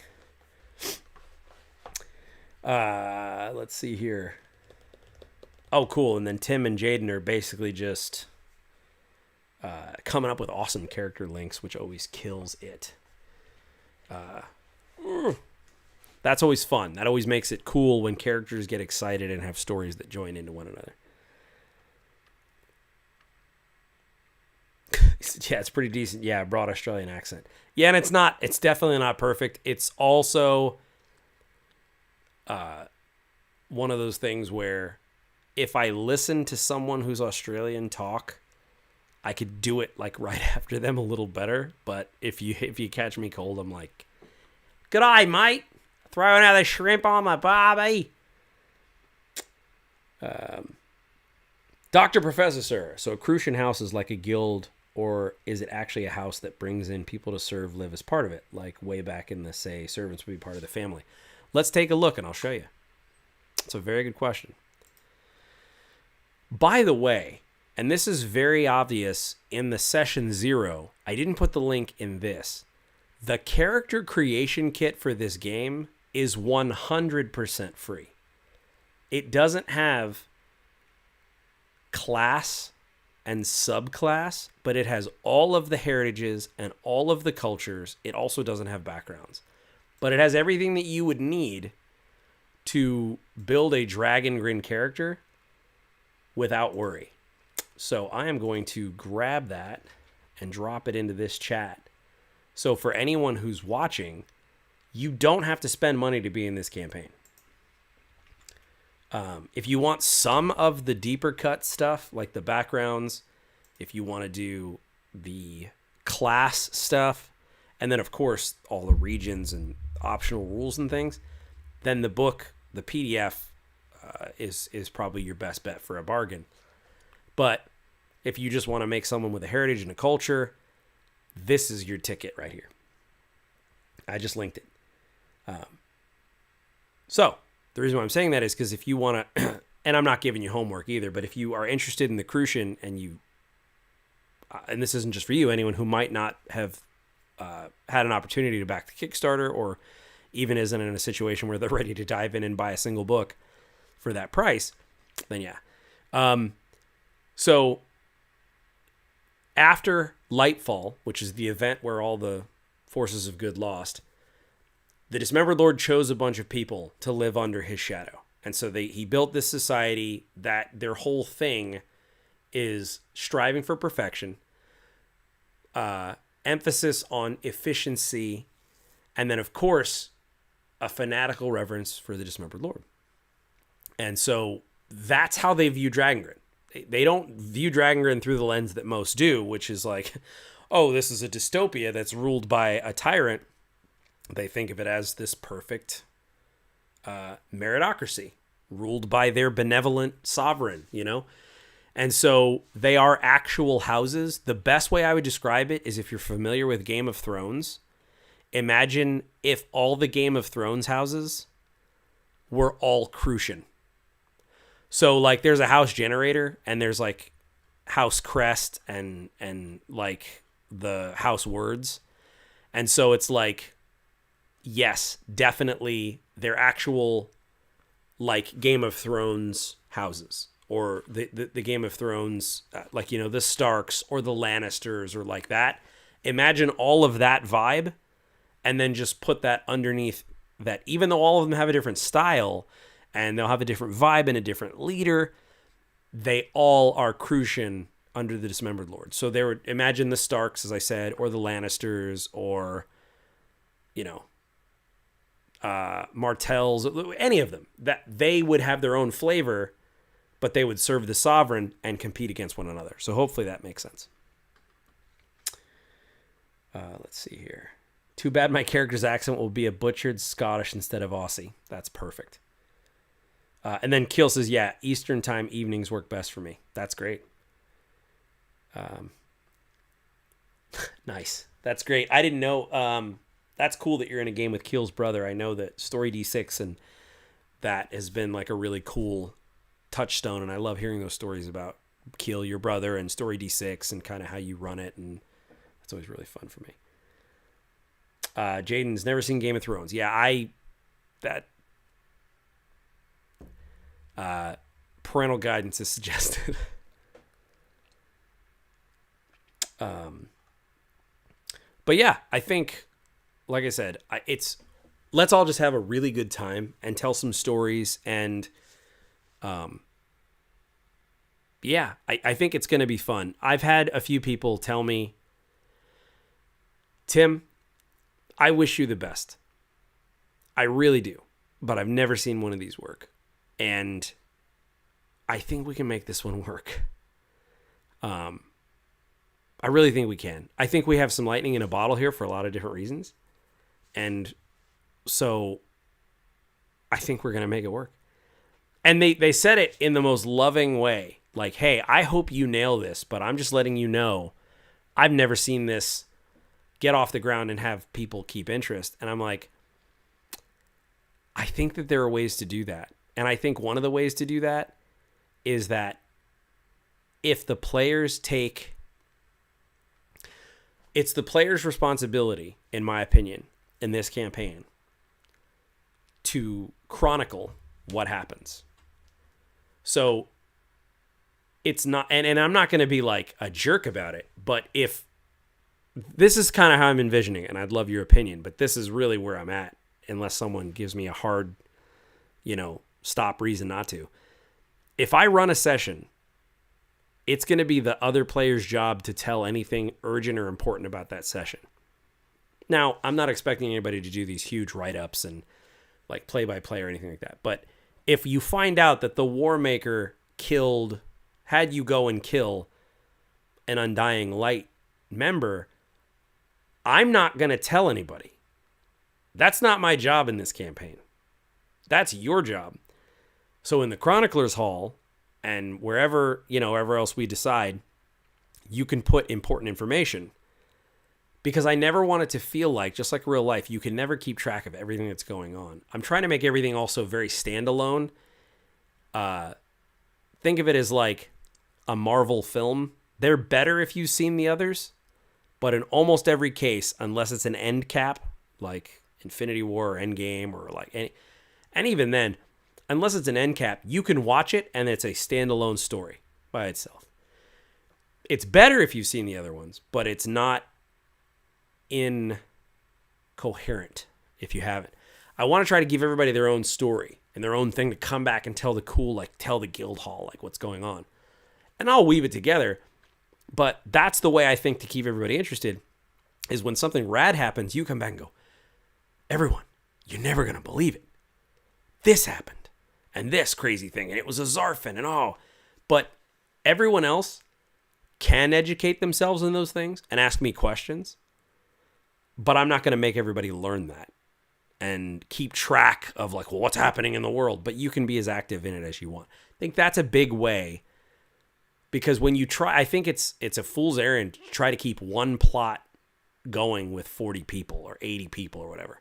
But if you can just drop in and drop out and there's overall like world plots, big things happening that aren't really at your level yet because everyone's level 1, I think you can do some cool stuff with that where there are effects, things that are happening.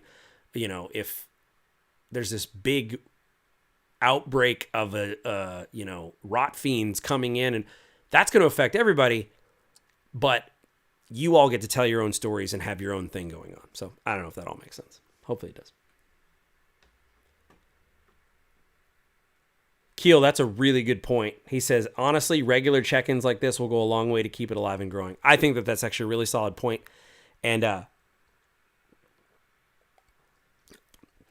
even had ideas to do like, I don't think they would be in character, but I even had ideas to do like, if people wanted to, they can get like news bulletins of things that are happening with different NPCs and things that I'm brewing, like world events and stuff. They'll be posted in the Discord, but I'll also kind of go over them like, hey, I've heard this and talk about rumors.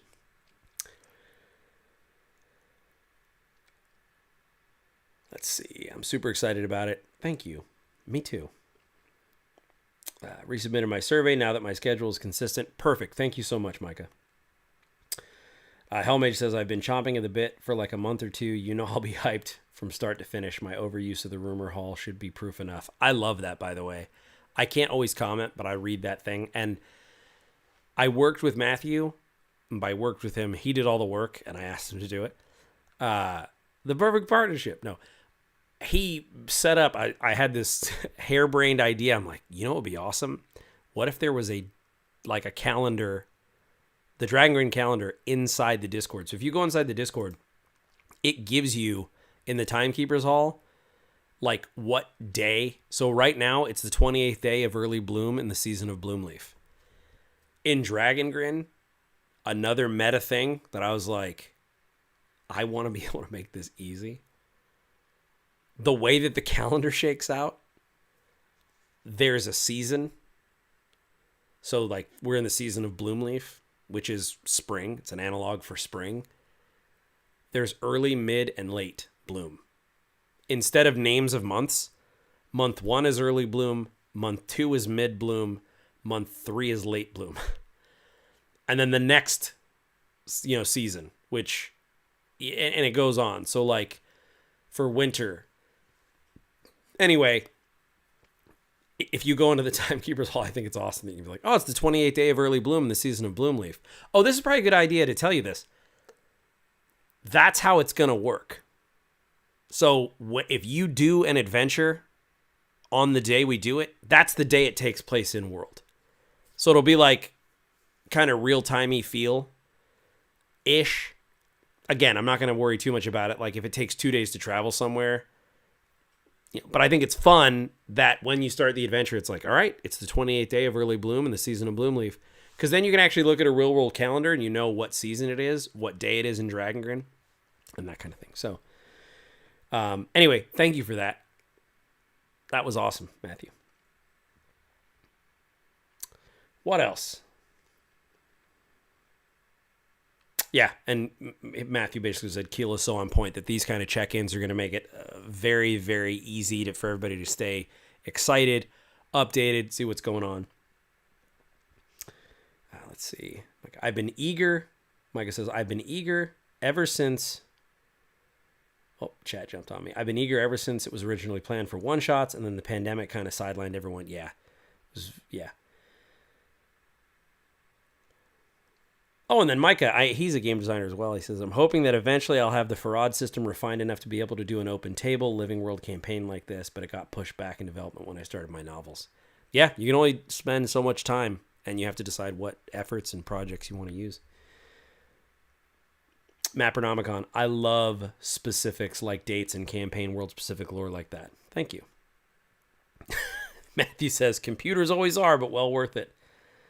Because Jaden says, according to Mr. McCarran, it was annoying to set up. And there was just some fun stuff we did to make it fit with a real world calendar, but not also like have to directly be beholden to it. Let's see here. Jaden says, yeah, I just sent it myself via email. All right. Is there anything else? I was going to try to wrap up in the next 5 to 10 minutes. Is there anything else? Any questions you have? Anything you want to talk about? Thank you for hanging out. This has been fantastic. Really fun. It has helped me get my head around, kind of get things wrapped up. One of my next big tasks, and I've been collecting art for it and stuff, is I'm going to make the people who are in the house. I'm going to get with Lloyd too about generating the history, and Keel and Lloyd about generating the faction's history. Keel, I don't know if you were here when Lloyd suggested that, but he said that we should use your system to generate the faction history for House Grimwal. I think that's amazing. I think it's a fantastic idea, and I would love to do it. We can maybe even stream it. But what I was going to say is the population of the guild hall with the NPCs that you would go to. And I want to have art and maybe put them in a folder with a description or something. And this is all, listen, this is a work in progress of figuring out how to house all this stuff. Maybe they could be the pinned post inside their different part of the hall with a description. I'll lean on Matthew for that. He is,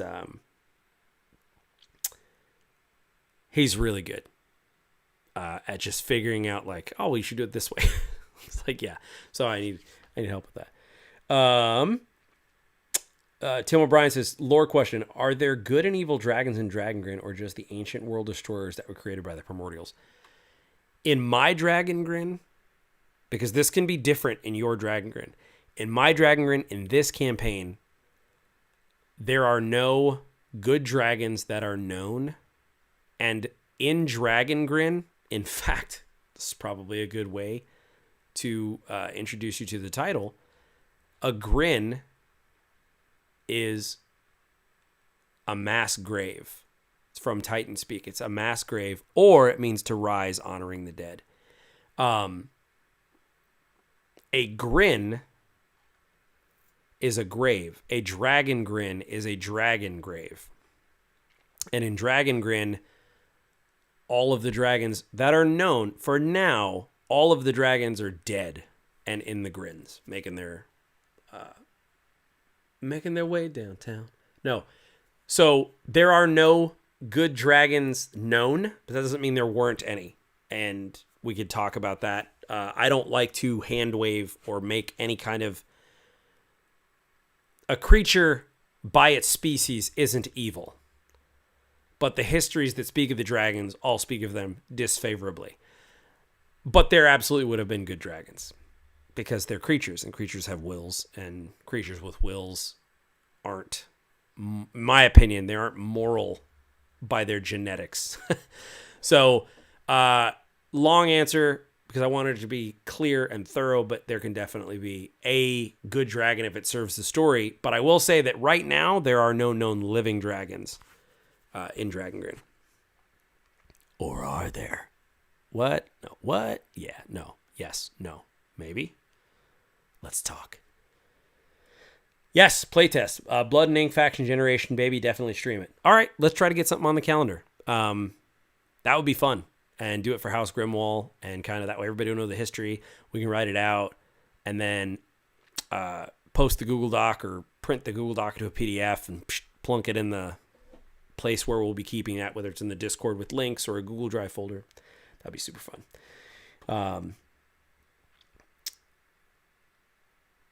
Let's see here. Micah says nothing you can think of, but I wasn't laughing at you. My peripheral vision caught Hellmage's eye. His comment. Anyway, Micah said nothing I can think of, Tim, but it has been awesome to have this being planned and hyped again. Thank you. Hellmage says, "Can I romance the dismembered lord?" You can try, but his heart's already broken. So Jaden, that's a good question. Because I'm underage, is there a way you can tell people that when I play with them? I actually was gonna say that yeah, definitely. And then that's something you need to put, please, in your session 0, that your age. And I might need someone's permission. You're older than 13, right? And then, okay. Keel says, nope, read that. Tim O'Brien, Keel, I totally watched that stream. I would too. I might be in it. Heck yeah, Timo, it'll be awesome. We can get input from the folks in the chat. I love that. So Jaden says, would our idea work though, the dragon coming through the bleak? I wasn't fully following your idea, but put it in your session 0, kind of what you're thinking. Remember that you're all level 1. So that's all. I just want to say, like, kindly, it's super easy to get really epic, but if everyone gets really epic and there's 40 people, then so I would love to make this work. So let's make it work, but I don't know exactly. So if you can just put in your session 0, like what you're thinking, that would help me kind of square it in. And then Hellmage says, in a realm outside time, Micah, can a simple wizard smith and the ruler of a dystopian hellscape forge something? Coming this summer. Curse you, Vanessa Carlton. Yeah, make him away downtown. Dismember Lord. Sorry if I'm missing chats. They're going... Lots to pick apart here. Does a half-orc Grimdal Beastkeeper Ranger make sense? Yeah. Not sure if I've got the mix of culture class backgrounds right. That sounds fantastic. That sounds perfect. Yeah. Love it. Love it, love it, love it. There's a section in the book to do half-kin so that we didn't have half this and half that. That's another little elegant thing I'm proud of, where it's like, I've always wanted that so that you don't have to have a half version of everything. If that doesn't work, feel free to just use the half-orc base stats for most of it and then just sub in what makes sense. But that sounds awesome. And the most prominent orcs in the realm are the Mog Turok in Innis, but that's not the only ones. So you can make whatever you want. Because that Grimdal orc sounds really cool, and like Jahar has hobgoblins and different things like that. So that would kind of work, I think that would be cool. So, excuse me, I'm not saying where you should be from or anything. I'm just riffing stuff that's already in the book. Let's see.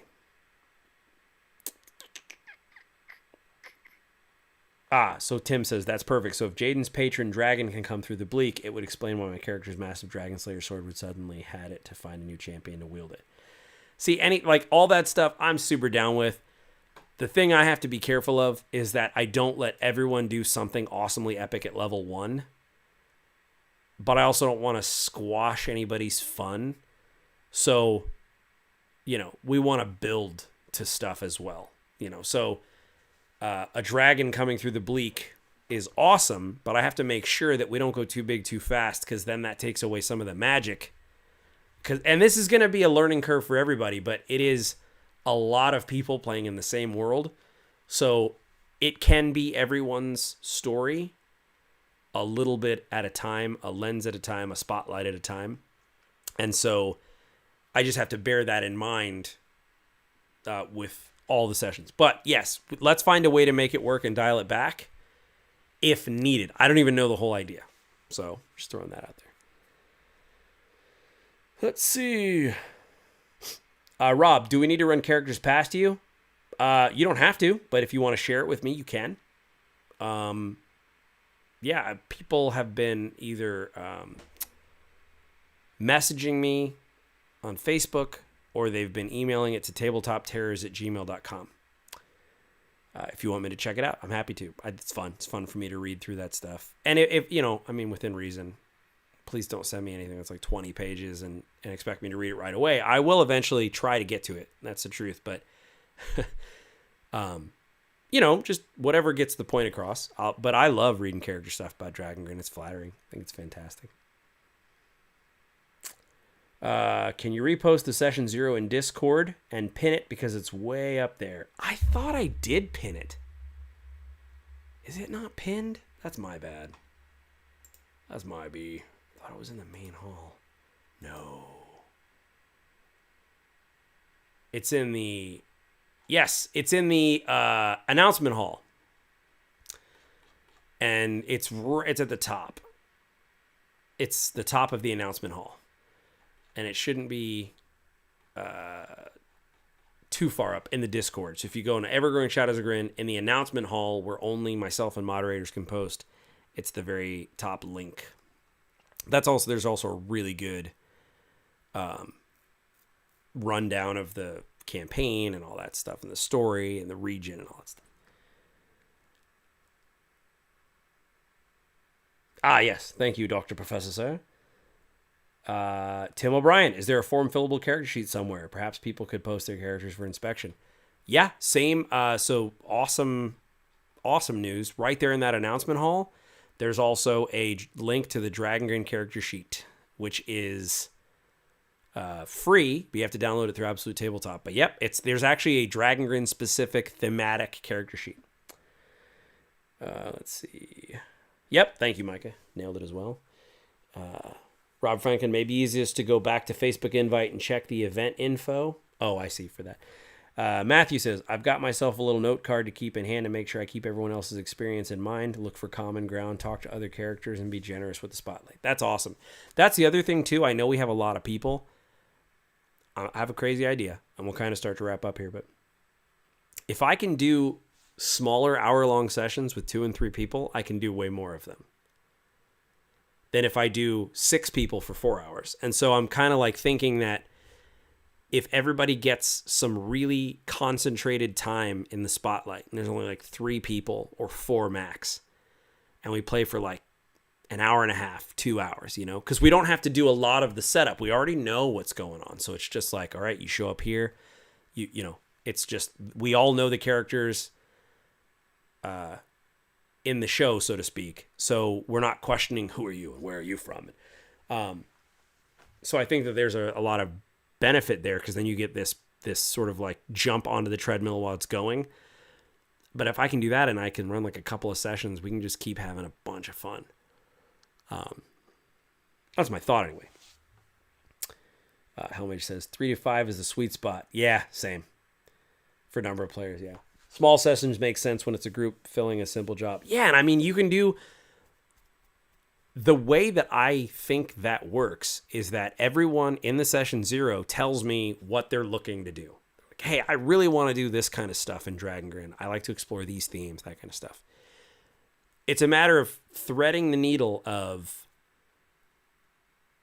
schedule plus interests. And it doesn't have to be everyone's interested in the same thing. But there are Venn diagrams I can draw that is like, oh, these would work. And their schedule seems to work out. But at the same time, too, there's also something cool about if everyone's schedule matches up, we'll find a story that makes sense to all of us and we'll be fun. So I have to choose a day next week and a time. So we'll see. I'm going to just try to start that up and get it rolling and get it streamed and keep this momentum alive. And I'll try to do these at different times of the day too. I know not everybody can do a weeknight this late in the Eastern time zone. But yeah. Awesome, everybody. Well, we've been streaming for almost 2 hours. That was my plan. My plan was just to sit and kind of like just talk it out, kind of regroup, make everybody rest assured that I didn't forget about this. Like, I'll be the first to admit I've tried doing something like this twice, but what I was trying to do was not, I think, as sustainable as this. I think this is the right format. I think this is the right method to try this. And so I'm excited. And I think the people involved also make a big difference. And everybody's been really awesome. I'm really, really, really excited to get started and have our own Dragongrin. Because like I was saying, I want to make it very, very clear. We're not playing the Dragongrin in the book. We're making our own. We're starting off using the tenets that are set forth. But we're building our own canonical Dragongrin together. This ever-growing Shadows of Grin, this living Dragongrin campaign, and your character is going to make a mark on the world. Your character is going to make choices that are going to affect the shape of this Dragongrin. And that is exciting for me as a GM, and hopefully it's exciting to you as a player. Let's go ahead, and I'm going to end with a Tabtarian toast. If you have anything, I know for some of you it might be coffee at this point. For others, it might be something... maybe spirits, and for me, it's some diet ginger ale. So with some ginger ale, I'll say, may you mend the first break, may you kill the first snake, and may you conquer everything you undertake.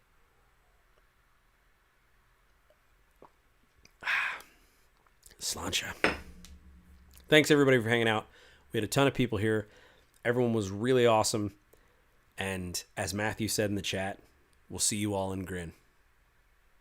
Until next time.